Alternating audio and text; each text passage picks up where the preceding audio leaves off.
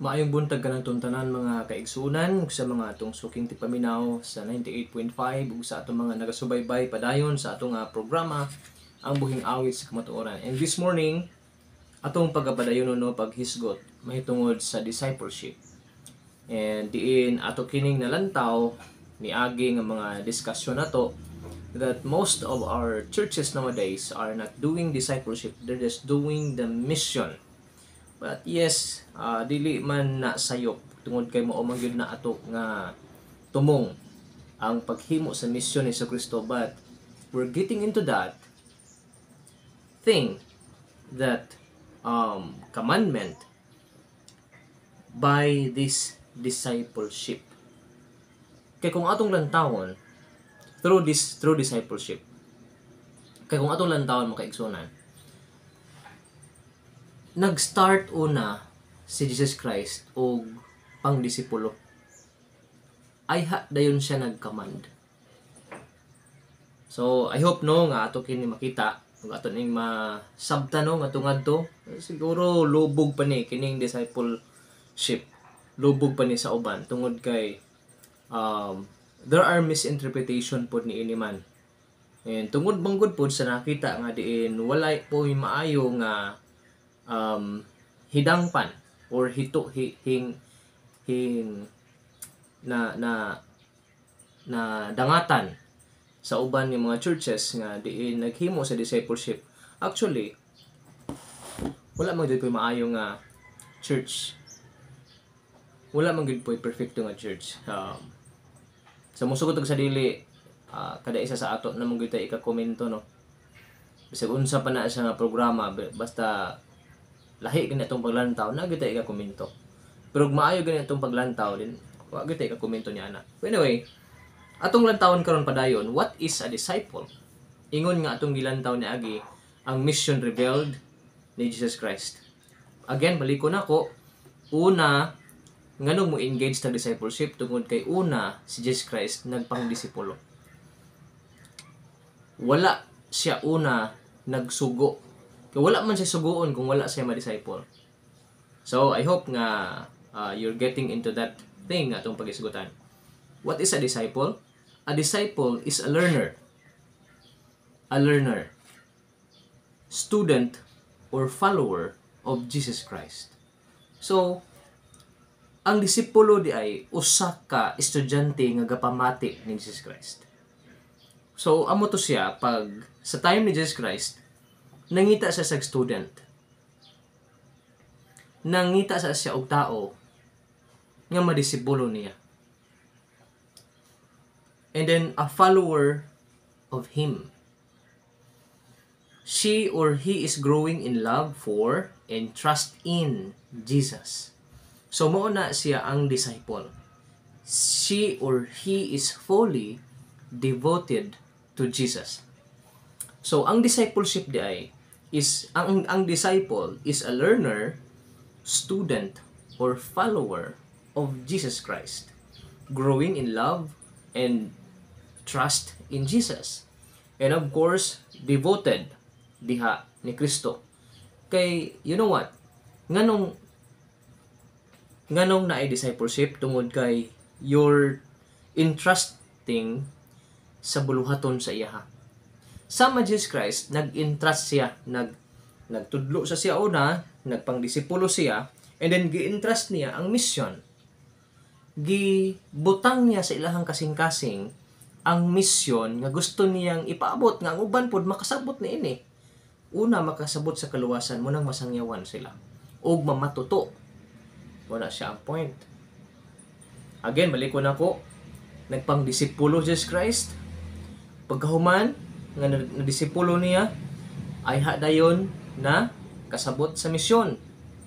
Gipasabot sa misyon, gipasahan sa misyon, sa burden, ug sa pasyon nga i-reach out ang mga nangawala, walihan ang nangawala. So kay panahon manggod nga kung wala na pud ta na ay mapuli sa ato. That is discipleship. That is Christ what did sa panahon nga naa siya sa ministry. So according to Jesus, a disciple is a person who, number one, following Christ, the head, or following Jesus. Being changed, number 2, a disciple person is who being changed by Christ. Nausab ni Kristo, dili si pastor, dili si kuan mo nakausab, kundi sa Ginoo. Nausab ka sa Ginoo, following Christ, changed by Christ, or being formed by Jesus. Totally hinay-hinay, naumol ka diha sa Ginoo. So that is discipleship. And then number 3, living the mission of Christ. Nagkinabuhi diha sa misyon. Muto akong giingon, no? Si Jesus Christ nag-una siya himog disipulo. Gani ang mga apostles, as we know the Bible, as we heard sa mga Kristohanon, you heard the preaching and the teaching that apostles gikan siya sa mga disciples. Dili kay apostle una ay disciple. Kung dili disciple, then nahimong apostle. Nag-select siya og 12 apostles. Dili importanan nga disciple na nahimong apostoles. So, ana siya. And then pagkahuman diha, disciples, then pagbiya ni Jesus Christ, ingon Jesus Christ nga mosaka sa langit, iyang gihatag sa ilaha ang misyon. Kita mga pastor, kita mga leaders, dili ta magdugay sa church. Munang kung dili ta mo disciple, kung dili ta mo pasa sa uban, that is discipleship. You're impacting them, gi-impact nimo sa atong gitugyan sa ilaha, gitudlo nato sa ilaha unsa ang himuon, unsa ang kinabuhi nga Kristohanon. And not only that, but the ministry. Kay sa musugot sa dili tanan nahimong disciple ni Jesus. Ang uban ni withdraw. Munang dito siya nag-focus sa 12 apostles. So bantayan na to na, daghantag makita ana nga bahin.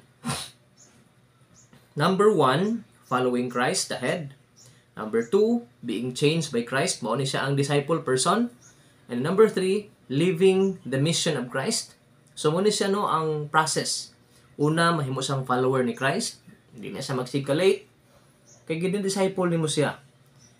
Di na siya magsikalate, dili kay mo abot ra siya og amen sa churches, uban pa na mga klase-klaseng simbahan. Then nausab. Pagkausab, nagkinabuhi na. Nagkinabuhi na diha sa misyon. And then number 4, leads others. Siya na po ang nag-lead. Lead others to do the same. Finish replica ang tawag nga na. Finish replica na.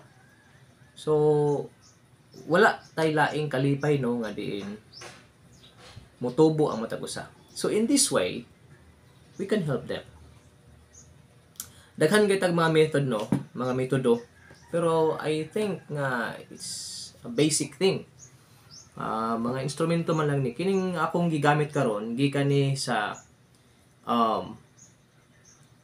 stone crossing, disciple making disciples. Dili ni siya ako. O nakuha lang nako ni ug mo ni akong gigamit para sa pag share sa inyo ha karon. So I think helpful man siya. Atong tan-awon di in Matthew chapter 4 verse 19 giingon diha, and he said to them, Jesus, si Jesus nag-ingon, follow me and I will make you fishers of men. So I will make you fishers of men. So sunda Jesus Christ, following Christ, then changed by Christ, living the mission of Christ, then lead others to Christ. Then muna siya gitawag health, finish replica ang tawag ana. So siya na pod mo disciple. Siya na pod mo dala mo tudlo, and then dalhon niya kauban sa pagsimba sa Ginoo. Knowledge about the Word of God and the Christian life must move from the head to heart when it affects to our character, and from the heart to hands where it can affect our actions. And then spiritually mature Christians live rationally, relationally. They love God and love others. Relationship, no? relationship matters good. The resources, abilities, and time are at his disposal so his mission can be completed. So, mao na. And spiritual health involves disciples whose head, heart, and hands do the bidding of Jesus. Disciples commit all they have and all they are to finish the work of God, making disciples of all nations. Mao ni ato mga tinguha, no? So, attributes of a disciple must submit to a teacher who teaches him or her how to follow Jesus. A disciples learn Jesus' words, gabasa gid sa Bible. A disciple learns Jesus' way of ministry.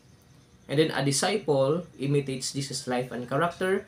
And then a disciple finds and teaches others, disciples who also follow Jesus. So ato kini expound next time. So I hope unta that we learned this morning that a disciple is a learner, student, or follower of Jesus and doing the mission of Jesus. So munang mo disciple sa gid taon na. So I hope that nakuha ni ini nga simple karon.